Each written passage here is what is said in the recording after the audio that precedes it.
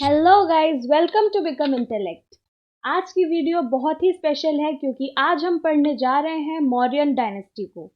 इस वीडियो में हम चंद्रगुप्त मौर्य और उनके बेटे बिंदुसार मौर्य के बारे में पढ़ेंगे और in the next video we will cover king Ashoka. तो ये वीडियो आप सभी बहुत ही ध्यान से देखें क्योंकि ये बहुत ज़्यादा ज़रूरी है।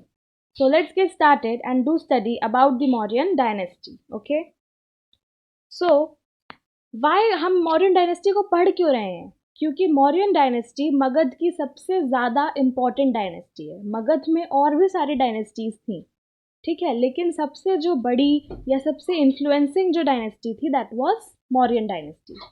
तो द फाउंडर, इसके फाउंडर कौन थे? The founder of Mauryan dynasty was Chandragupta Maurya. Okay, और the tenure of Mauryan dynasty was from 321 to 185 BC। ये पॉइंट भी बहुत इंपॉर्टेंट है, इसको एकदम नोट कर लीजिएगा कि इसका एक्सटेंट कब तक है। तो ये 321 BC में स्टार्ट हुई थी और 185 BC में इसका एंड हुआ था। So the founder was Chandragupta Maurya. Okay, तो ऐसा हुआ था कि मौर्यन डायनेस्टी पहले तो अच्छी अच्छी चल रही थी क्योंकि पहले जो किंग्स आ रहे थे वो सभी बहुत ग्रेट थे, जैसे अशोक, बिंदुसार, वो सब मौर्यन डायनेस्टी के ही रूलर्स हैं। लेकिन अशोक का आप सबने सुना होगा कि कलिंग वॉर के बाद उन्होंने बुद्धिज़्म को अपना लिया था। तो उसके बाद जो भी रूलर्स आए हैं अशोक की डेथ के बाद वो सभी बहुत वीक थे, ठीक है, और वो इस किंगडम को और ज़्यादा स्प्रेड नहीं कर पाए। इसीलिए फिर एक सेनापति थे एक किंग के जिनका नाम था पुष्यमित्र शुंग। पुष्यमित्र शुंग, तो उन्होंने इस डायनेस्टी को ओवरथ्रो कर लिया और फिर उन्होंने अपनी शुंग डायनेस्टी स्टैब्लिश की। तो ही वॉज अ ब्राह्मण, वो एक ब्राह्मण थे और उन्होंने फिर ब्राह्मण वंश चलाया, that is known as Shunga dynasty. उसके बारे में हम आगे पढ़ेंगे, but now in this video we are going to cover about Mauryan dynasty. तो इसको आप एकदम ध्यान से देखें। ओके, तो मौर्यन डायनेस्टी किस डायनेस्टी के बाद आई थी? सो it was after Nanda dynasty. तो चंद्रगुप्त मौर्य ने king Dhanananda, who was the last king of Nanda dynasty, उनको मारा था और फिर उन्होंने मौर्यन डायनेस्टी को इस्टेब्लिश किया था। तो एक ऐसा स्टोरी है कि धनानंद के राज दरबार में जब चाणक्य गए थे तो उनका वहाँ पे बहुत अपमान हुआ था। तभी से चाणक्य जी ने ठान लिया था कि मैं इसके राज्य को समाप्त करूँगा। मतलब मैं किसी ऐसे इंसान को खड़ा करूँगा इसके खिलाफ जो इसके राज्य को समाप्त करेगा। तो फिर उन्होंने इसके लिए चंद्रगुप्त मौर्य को चुना। उन्होंने उनकी प्रतिभा को पहचाना और फिर उनको गाइड किया। उनके मेंटर वही थे चाणक्य, और वो सफल भी हुए। उन्होंने धनानंद को मारा, चंद्रगुप्त मौर्य ने धनानंद को मारा and he became the first king, first founder of Mauryan dynasty. Okay, the capital of Mauryan empire was Pataliputra. ये पॉइंट भी बहुत इंपॉर्टेंट है। मौर्यन एम्पायर जो बहुत ज़्यादा स्प्रेड किया, वो नॉर्थ वेस्टर्न, थोड़ा डेक्कन में भी स्प्रेड किया, तो इसका कैपिटल जानना बहुत ही ज़रूरी है। It was Pataliputra. पाटलिपुत्र के बारे में मैंने आपको पहले भी बताया है कि इसके फाउंडर किंग उदायीन हैं। ओके, तो ये भी आपको याद रखना है। Now we will cover the life of Chandragupta Maurya. हम पूरा चंद्रगुप्त मौर्य के बारे में पढ़ेंगे। So Chandragupta was born in 345 BC to Mura Maurya and Sarvarth Siddhi Maurya. Guys ये बहुत इंपॉर्टेंट है, ये कई लोगों को नहीं पता होता, ठीक है, लेकिन ये जानना बहुत ज़रूरी है कि इतने जो महान किंग थे वो किन के पुत्र थे। तो Mura Maurya was his mother and Sarvarth Siddhi Maurya was his father. He was a follower of Jainism. तो वो, जैसे बुद्धिज़्म को अशोक ने माना, उनके बेटे बिंदुसार ने आजीवक संप्रदाय को माना और चंद्रगुप्त मौर्य ने जैनिज्म को माना। तो ये तीनों को आपको याद रखना है। He killed the last king of Nanda dynasty, that is king Dhanananda. तो ये अभी मैंने आपको बताया। His teacher was Kautilya. So his teacher, his mentor was Kautilya. Kautilya मतलब वही चाणक्य, ठीक है।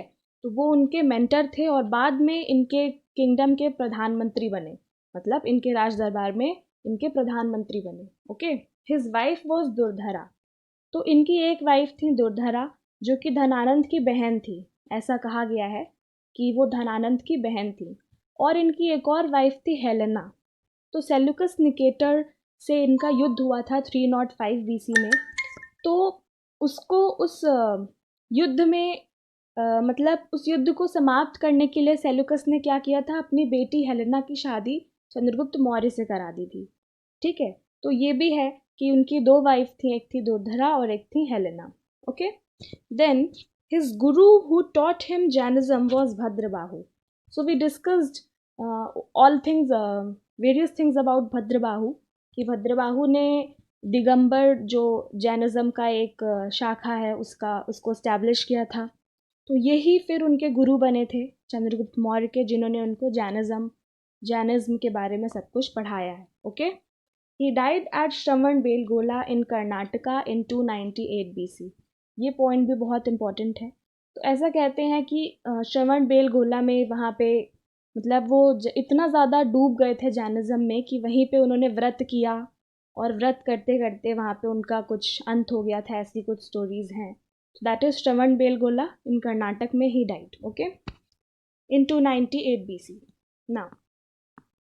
नाउ वी विल डिस्कस कि इनके सबसे जो इम्पोर्टेंट बैटल्स रहे हैं, क्योंकि इतने महान किंग थे, ऐसा तो हो नहीं सकता कि उन्होंने कोई बैटल्स ना लड़े हों। तो बिल्कुल इन्होंने बैटल्स लड़े हैं। फर्स्ट विथ धनानंद, क्योंकि धनानंद भी एक बहुत पावरफुल रूलर था और उस रूलर को हरा पाना इन सबकी बस की बात नहीं थी। तो पहला तो ये सबसे इम्पोर्टेंट बैटल है, और आपको डेट भी याद रखना है, 321, around 321 BC। Okay, and with Seleucus in 305 BC। Seleucus Nicator को इन्होंने हराया था 305 BC में। अच्छा, सेल्यूकस था कौन? तो आप सब ने अलेक्जेंडर के बारे में सुना होगा। अलेक्जेंडर और पोरस के बीच में युद्ध हुआ था। अलेक्जेंडर ने इंडिया पे अटैक किया था इन 326 BC, और फिर पोरस एकमात्र ऐसे रूलर थे जिन्होंने उनको रोकने का प्रयास किया। बट अलेक्जेंडर इतना पावरफुल था कि वो नहीं रुका, और फिर बाद में उसके डेथ के टाइम पे उसे सब कुछ रियलाइज़ हो गया कि जो कुछ भी उसने कॉन्कर किया है वो सब यूज़लेस है ना। तो ऐसी स्टोरीज़ हैं। तो उसी अलेक्जेंडर का सेनापति था सेल्यूकस निकेटर। ओके, जो अलेक्जेंडर की डेथ के बाद इंडिया में जिसने अटैक करना चाहा इन 305 BC, और फिर हुआ क्या, चंद्रगुप्त मौर्य ने इन्हें हरा दिया। ओके, इन मुद्रा राक्षस the term use for Chandragupta was Vrushal. अच्छा, मुद्रा राक्षस क्या है? मुद्रा राक्षस एक बुक है। ओके, मुद्रा राक्षस एक बुक है जो जिसमें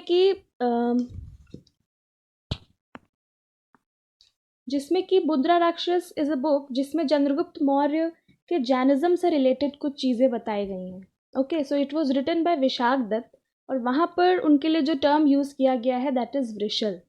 ओके, और एक और बुक में इंपॉर्टेंट बुक मैं यहाँ पे बताना चाहती हूँ, दैट इज़ अर्थशास्त्र। ओके, अर्थशास्त्र वॉज रिटन बाय हिज गुरु चाणक्य। चाणक्य ने उसकी रचना की थी, और ये पूरी इकोनॉमिक्स से रिलेटेड है। Okay, Justin gave the title of Sandrocottus to him. Justin एक we can say he was जैसे वो होते हैं आर्कियोलॉजिस्ट एंड ऑल, तो ऐसे ही थे एक, उन्होंने उनको सैंड्रोकोटस की उपाधि दी है। तो अगर कभी क्वेश्चन आता है कि सैंड्रोकोटस भी किसे कहा जाता है, so the answer to this question will be Chandragupta Maurya. फिर विलियम जोन्स थे जिन्होंने बताया कि Sandrocottus is Chandragupta Maurya. Okay, William Jones एक और पर्सनालिटी का नाम आपको याद रखना है, जिन्होंने बताया कि सैंड्रोकोटस और कोई नहीं, चंद्रगुप्त मौर्य है। Okay, come to the next point. In Indica administration of Magadha by Chandragupta is explained. तो मेगास्थनीज की बुक थी इंडिका, ये बहुत फेमस भी है। तो इसमें है क्या, तो इसमें उनका पूरा एडमिनिस्ट्रेशन, कि कैसे वो एडमिनिस्टर करते थे और कैसे वो किस तरह से वो अपने आप को स्टाइल करते थे, कैसे रहते थे राज दरबार में, ये सब इसमें गिवन है। तो मैं कुछ पढ़ना चाहूँगी, मतलब कुछ बताना चाहती हूँ इन्होंने क्या क्या लिखा है इसके बारे में। तो ऐसा कहा जाता है कि मेगास्थनीज के अनुसार सम्राट का जनता में सामने आने के अवसरों पर शोभा यात्रा के रूप में जश्न मनाया जाता था। उन्हें एक सोने के पालकी में ले जाया जाता है। उनके अंगरक्षक सोने और चांदी से अलंकृत हाथियों पर सवार रहते हैं। कुछ अंगरक्षक पेड़ों को लेकर चलते हैं। इन पेड़ों पर प्रशिक्षित तोतों का झुंड रहता है जो सम्राट के सिर के चारों तरफ चक्कर लगाते रहता है। मतलब आप देख सकते हैं कितना ग्रैंड है वो, उनका आना राज दरबार में कितना ग्रैंड माना गया है। राजा सामान्यतः हथियारबंद महिलाओं से घिरे होते हैं। उनके खाना खाने के पहले खास नौकर उस खाने को चखते हैं। वे लगातार 2 रात तक एक ही कमरे में नहीं सोते थे। देखिए कितनी इंटरेस्टिंग बातें हैं। इसके बाद इन्होंने पाटलिपुत्र के बारे में भी कुछ लिखा है, जैसे पाटलिपुत्र एक विशाल प्राचीर से घिरा है जिसमें 570 बुर्ज और 64 द्वार हैं। ये पॉइंट इंपॉर्टेंट है, 570 बुर्ज और 64 गेट्स माने द्वार हैं, ठीक है। 2 और 3 मंजिल वाले घर लकड़ी और कच्ची ईंटों से बने हैं। राजा का महल भी काठ का बना है जिसे पत्थर की नक्काशी से अलंकृत किया गया है। वे चारों तरफ से उद्यानों और चिड़ियों के लिए बने बसेरों से घिरा है। ओके, तो ये इंडिका में गिवन है about Pataliputra and about Chandragupta Maurya. Okay, तो ये आपको याद रखना है। Then come to his son. अब हम डिस्कस करेंगे इनके बेटे बिंदुसार मौर्य की लाइफ को। ये भी बहुत पावरफुल किंग थे। ओके, तो स्टार्टिंग के 3 किंग्स चंद्रगुप्त मौर्य, बिंदुसार मौर्य एंड अशोक मौर्य, ये तीनों बहुत ही पावरफुल थे, ठीक है। So he was the son of Chandragupta and Durdhara. Durdhara was his mother. He ascended the throne of Magadha in 298 BC। तो ये चीज़ बहुत इम्पॉर्टेंट है। जैसे ही चंद्रगुप्त मौर्य की डेथ हुई थी 298 BC में, क्योंकि इतने वास्ट एम्पायर को संभालने के लिए किसी न किसी किंग की आवश्यकता थी। तो पहले का रूल यही था कि अगर पिता मरता है तो उनका बेटा थ्रोन पर आ जाता है। तो फिर सेम यही हुआ कि 298 BC में चंद्रगुप्त की डेथ हुई और 298 BC में ही बिंदुसार का राज्यारोहण हो गया।